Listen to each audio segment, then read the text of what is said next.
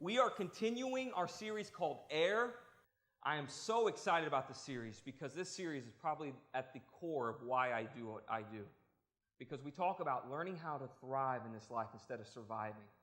It's at the core of what I do because there's no greater joy for me than seeing people thriving in life. I am a people person. I do this for people. I don't do this because I like to get up and speak every week. I don't do this because I like to have a title attached to my name. I do this because I want to see people filled with life. That's the very reason why I do it. And as I was praying about this series, I had this visual image in my mind, and you saw it in the video a little bit.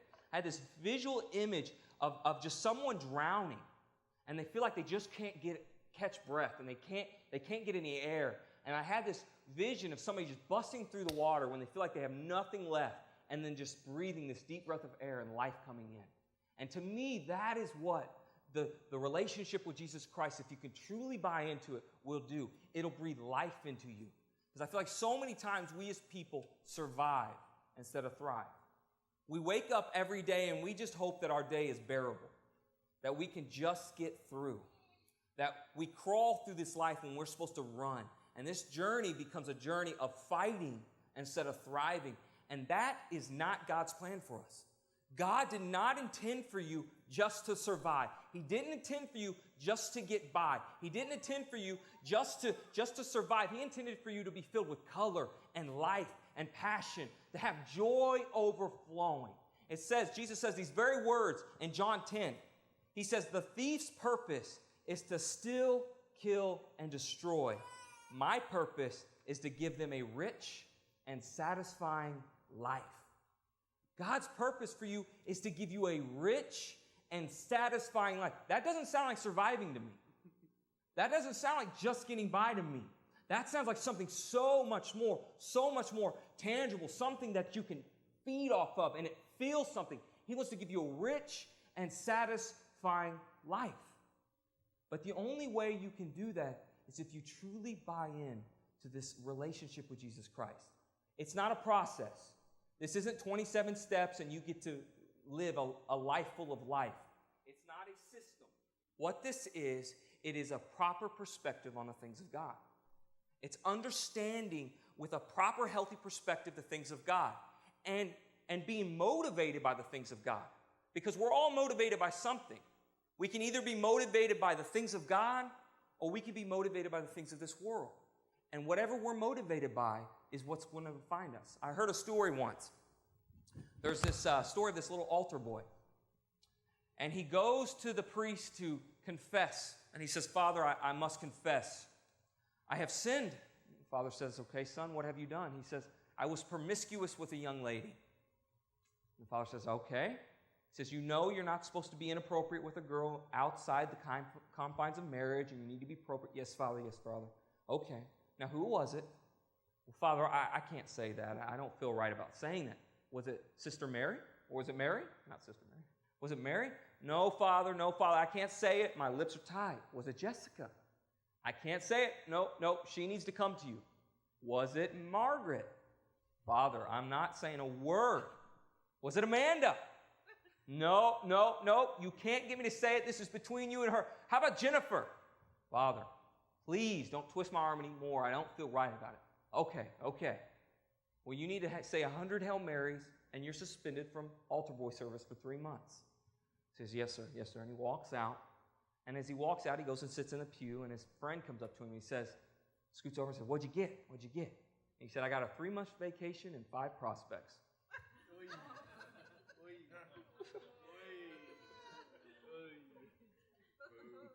We're all motivated by something. Sometimes they're not good, but we're all motivated by something. Yeah, the slow ones are finally getting it. Oh, we hear the echoes of laughs. Oh, yes. It's okay. We're all motivated by something. And what motivates us determines whether we thrive or whether we survive in this life. Because what is our perspective on the things of God actually has everything to do of how you go through this life. It has nothing to do with how much you work or how much you do, but how much you believe. That's what determines whether you thrive in this life. And so we're going to talk about that today. continuing what we talked about last week. So I want to talk about things that make people that thrive understand. Number one, people that thrive understand this, that you have to start your day off right. You can write that in your notes. You have to start your day off right. People that thrive understand. Your day determines from the very beginning, not halfway through, not 3/4 through, but it determines from the very start of the day. How you start your day has so much to do with how you will thrive throughout the day. And it's how we get there. So how do you start your day off right? A, you have to have the right mindset. You have to have the right mindset. It is easy to wake up in the morning and already dread the day. It is easy to wake up and already dread whether or not you've got to go to work and deal with your boss and the stress that you have and your kids and your busy schedule. It is easy to start off right from the very beginning and already feel like your day is already ruined and that you've already lost. We do it all the time. Many times we get in this mindset that I'm defeated before I ever begin. But the way we choose is how we will also believe our life. Hebrews 12:1 says this: let us strip off every weight that slows us down, especially the sin that so easily trips us up, and let us run with endurance the race that God has before us. Let us strip off every weight. Say every with me. Every weight. Do you know what he says here? He says, let us. He's talking about himself. So many times when we get saved, we just think that God is automatically going to just remove everything. But what the author here in Hebrews is saying, he says, you have to understand the way you look at life, and you have to remove it yourself and pray to God. Sometimes we have to key in on the areas that are causing us to stumble and fall. Let us strip off every weight. Let us identify those areas where we need the presence of God to move in our life and to strengthen us. You can't just say the sinner's prayer and then do nothing from there. You have to consciously seek every weight that slows you down. The thing that we're in is we're in a process. We have to develop healthy habits, and we have to be committed to those healthy habits to see ourselves thrive. This doesn't just happen by saying one prayer. It happens by continually seeking the presence of God and allowing Him to move and define our lives. That's how we strip off the weight. So how do you do that? Number one, you start your day off with communion with the very presence of God. You seek and pray every morning from the very beginning the presence of God to define your life.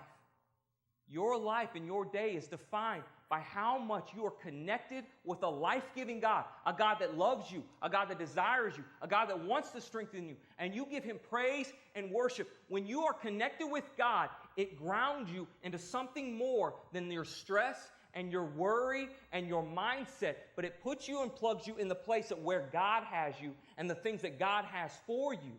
But when we start our day with dread instead of with the Word of God and praying to God, we start our day defining it in the way the world wants us to be defined, instead starting our day defining it in the way God wants us to be defined. Your mindset defines everything. It says in Psalms 19:14, He says, may the words of my mouth and the meditation of my heart be pleasing to you, O Lord, my rock and my redeemer. What he's saying here is he says, God, may my mindset be pleasing to you, because you're my rock and you're my redeemer. May I think the thoughts of you. May I desire the things of you. May I long for the things of you, because you are my redeemer.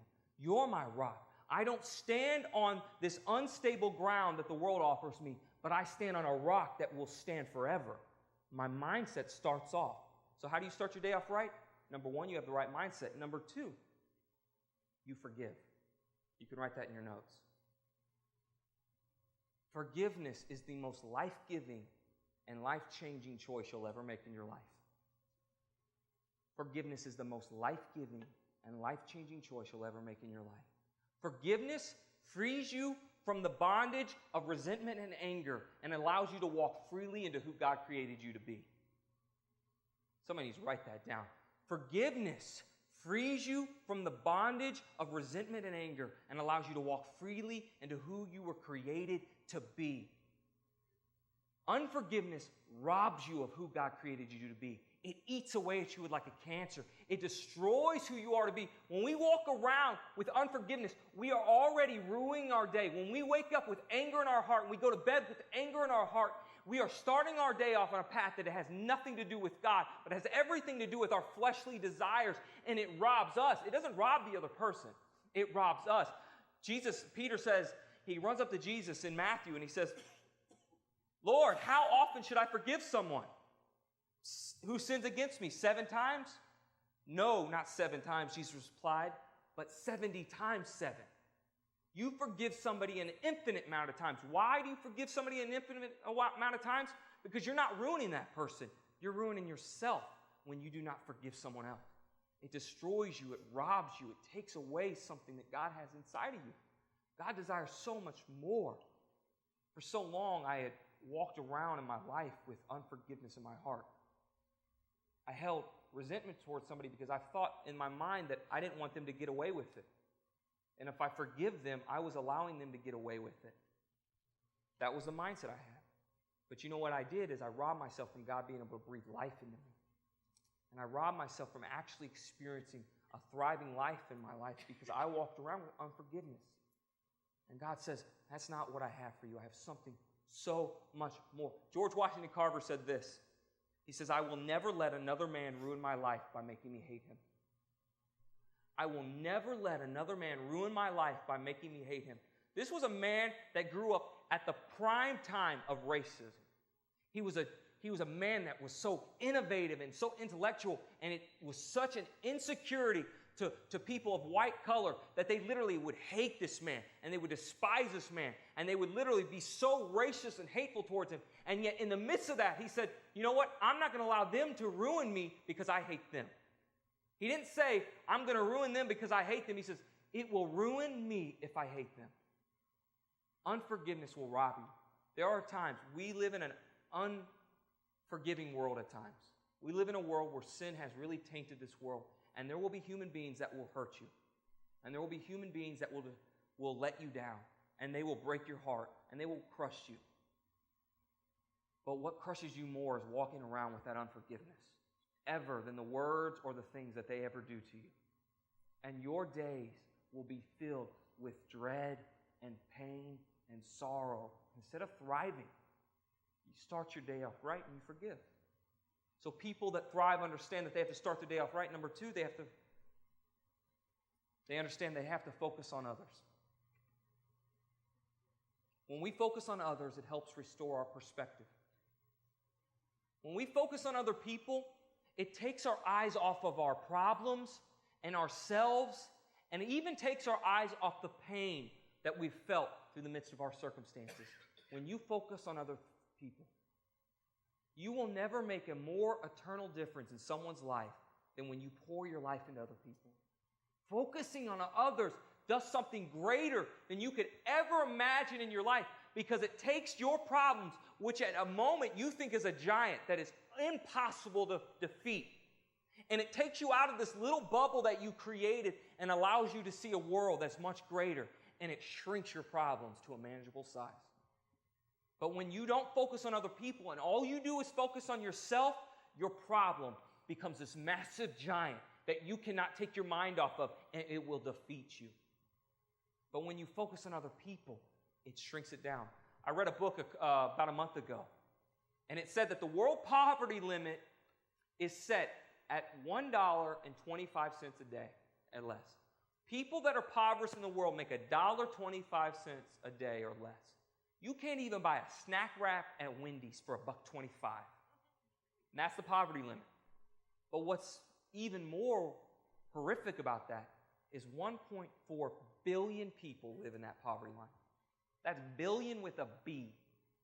5 times the U.S. population.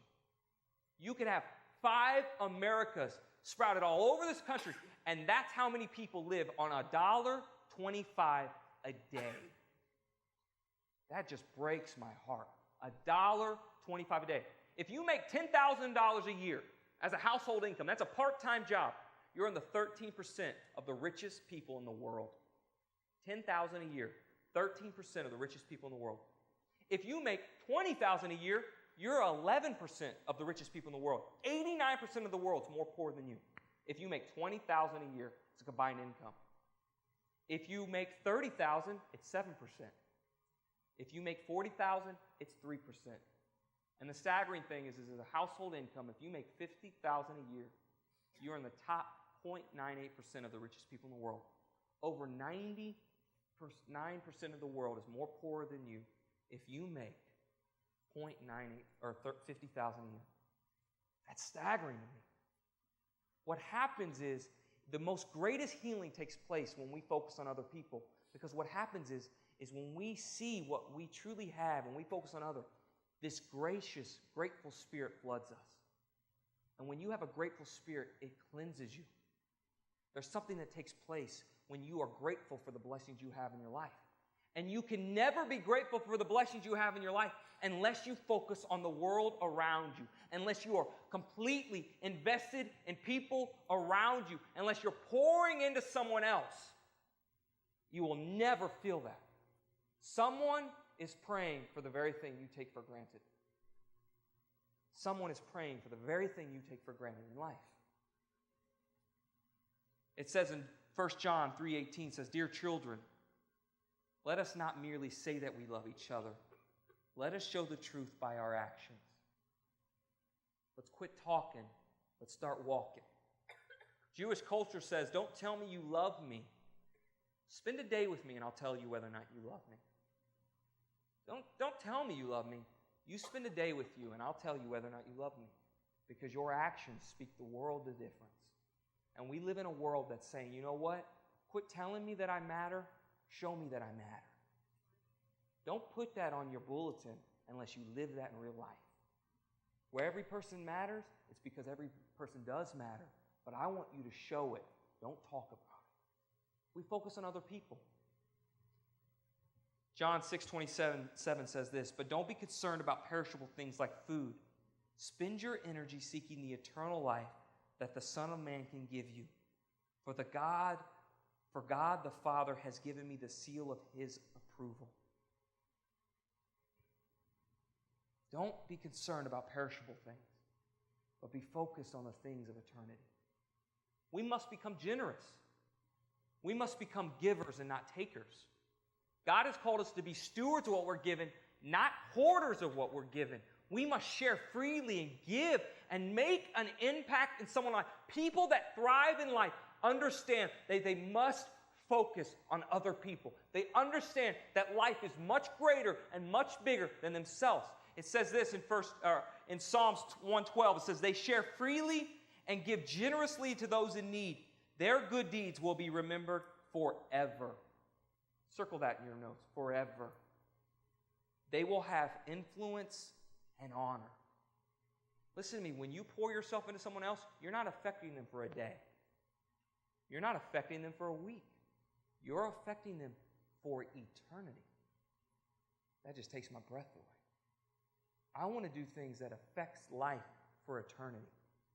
I don't want to just seek the things of this world for myself that only satisfies me for a moment.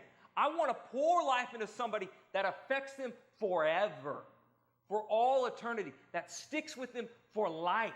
That's what I'm talking about. I want to be that person. I want to be that person that I know when I'm standing up there and I stand before God and God says, "Did you serve me?" Yes. "Did you love me?" Yes. "Did you change lives for my name?" You better believe it. Look, look, look, look. And Jesus is going to stand right behind God and He says, "Guess what? He did that for me. He did that for me." Jesus says in Matthew 25, He says, "When I was hungry, you fed me. When I was thirsty, you gave me a drink. When I was cold, you gave me a coat. When I was sick, you cared for me. When I was a stranger, you let me in your home." And the disciples said, "When did we do all this, God?" He said, "When you did it to them, you did it to me." You want to experience the presence of God? I guarantee you start serving people and you're going to experience the presence of God in far greater way than you will at ever prophetic conference or ever at a prayer meeting or ever at a Bible study. When you start literally rolling up your sleeves and you start pouring into someone's life, the presence of God is going to be felt. It's going to be radical. It's going to be life-changing. You're going to feel something more because God says, when you love and you focus and you pour into someone else, that's me. I'm there. 1 John 4:12 says, no one has ever seen God. But when you love your brother, he lives in you and is brought into full expression through you. What's that mean? The presence of God is found when we are loving and pouring into people. You thrive because you bask in the presence of God. And you bask in the presence of God when you are pouring yourself into other people. Man, I'm ready to preach. Come on, somebody. I'm tired of just talking about love. I want to love people. I want people thriving. I do not want to be known as a church that talks. I want to be known as a church that walks. People that thrive understand number 3, that they cherish each day. They cherish each day. They don't worry and stress about today or tomorrow or next week, but they cherish that moment. Jesus says in Matthew, he says, can all your worries add a single moment to your life? Worry doesn't add moments to your life. Worry robs moments from your life. People that thrive understand that. When you are worried about tomorrow before tomorrow ever gets here, it robs people of your life instead of adding moments to your life. Don't lose today because you're focused on tomorrow. Flourish and cherish the moment you're given. Jesus said, why worry about tomorrow? People who are thriving see life as a gift each day. They look at each morning and they are optimistic about the day ahead. And they're filled with joy and peace and excitement. It doesn't mean that they don't go through trials and trouble. It doesn't mean that they don't have crises arrive. There are moments whenever an unannounced medical bill might pop up or health issue or financial. It doesn't mean that they don't have those moments that happen in life. But what they do is they are focused on the promises, not the losses. People that cherish each day focus on the promises of God, not the losses they face in this world. When you focus on the losses and you are so stressed about tomorrow or next week, or how am I going to pay this bill, or how am I going to do this, or how am I going to handle this, it robs you of your moments with God and your moments in life. And no longer do you cherish each day as a gift, but you dread each day. And when we dread each day, it robs us and we lose the moments. Life is built with moments and memories. It's not built with things. It's built with people, not with things. John 15 says, I've told you these things that you may be filled with my joy. Yes, your joy will overflow. We cherish each moment because we know that God's working on our behalf. In the midst of immense pain, in the midst of unknown circumstances, we know we serve a God that works on our behalf, that wants to give us joy that overflows and moves in our lives and does things far greater than what we could ever comprehend. And so we cherish these moments because we cherish the promises of God and we cherish the miracles of God. And we know that when we cherish each day as a gift, that the promises and the miracles will follow. It says in 2 Corinthians, our heart aches, but we always have joy. We are poor, but we give spiritual riches to others. We own nothing, and yet we have everything. He's doing something very great here, Paul is. Do you notice, have you ever heard when somebody says, when you put a but in somewhere, it removes everything behind it, the sentence? Well, most people do it the other way around. They say, well, I have a job, but I wish I made more money. Right? Well, I have a car, but I wish I had a nicer car. So we put the positive and then the negative afterwards, and we remove the positive. What is Paul doing here? Look at this. He says, our hearts ache, but we always have joy. I'm removing my heart aches because I always have joy. He goes on and says, we are poor, but we give spiritual riches to others. I'm removing we are poor because we have spiritual riches.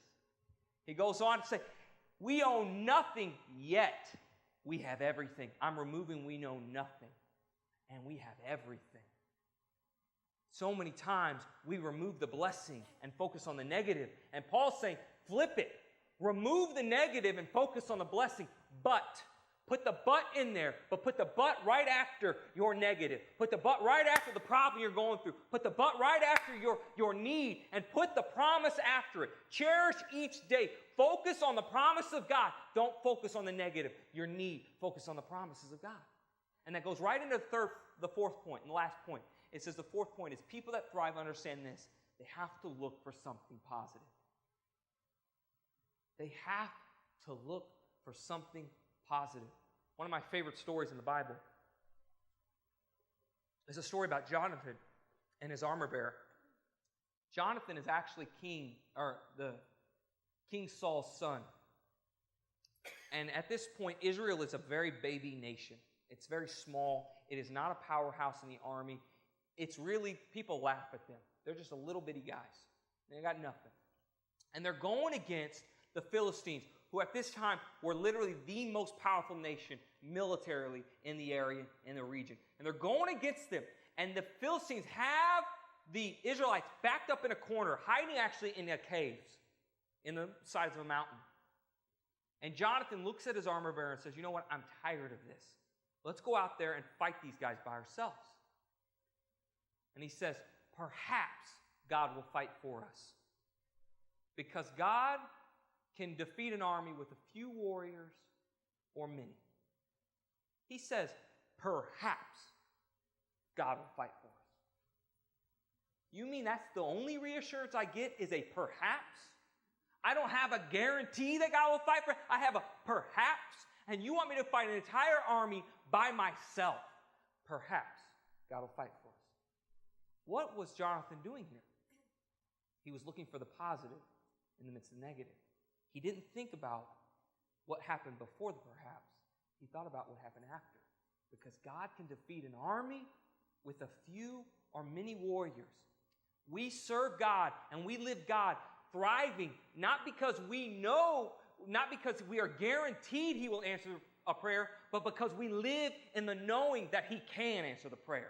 It's not that He does, but that He can. And we live in the perhaps, the can. I'm going to focus on the positive instead of the negative. This isn't this over-spiritualization of somebody that always looks for the silver lining in the storm cloud. You know, the people that always say, well, God turns good out of everything that's bad.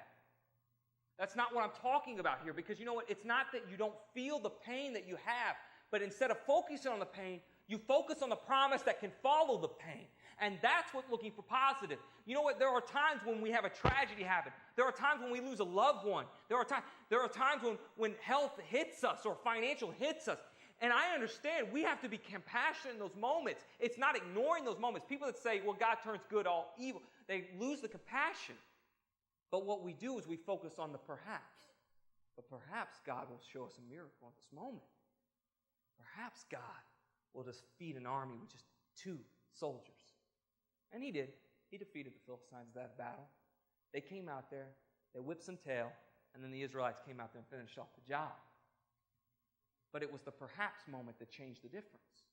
Do we live in the perhapses, or do we live in the negative? So many people always say, well, you know what? Bad things just always happen to me. You ever heard that? Bad things just always happen. You know why bad things always happen to you? Because you're anticipating and expecting a crisis. And when you anticipate and expect a crisis will follow. That's why bad things always happen to you. The Bible says we reap what we sow. If you sowing into this world anxiety and fear and stress and trouble, what do you think you're going to reap? What do you think's going to happen? But when we sow into this world, the promises of God and the beliefs of God, and we stand on that, we serve a God that will never leave us and forsake us. And we stand on those promises, fear and anxiety will fade away. And we will stand with a God that will never leave us and forsake us. A God that will whisper our name in the midst of a storm and say, hey, I have never left you. I'm right here. Don't stress. Don't fear. Don't worry. I'm here fighting for you. I'm with you. I could defeat a whole army with just I'm with you. 1 Thessalonians says this. Always be joyful. Never stop praying. Be thankful in all circumstances, for this is God's will for you who belong to Christ Jesus. Never stop praying.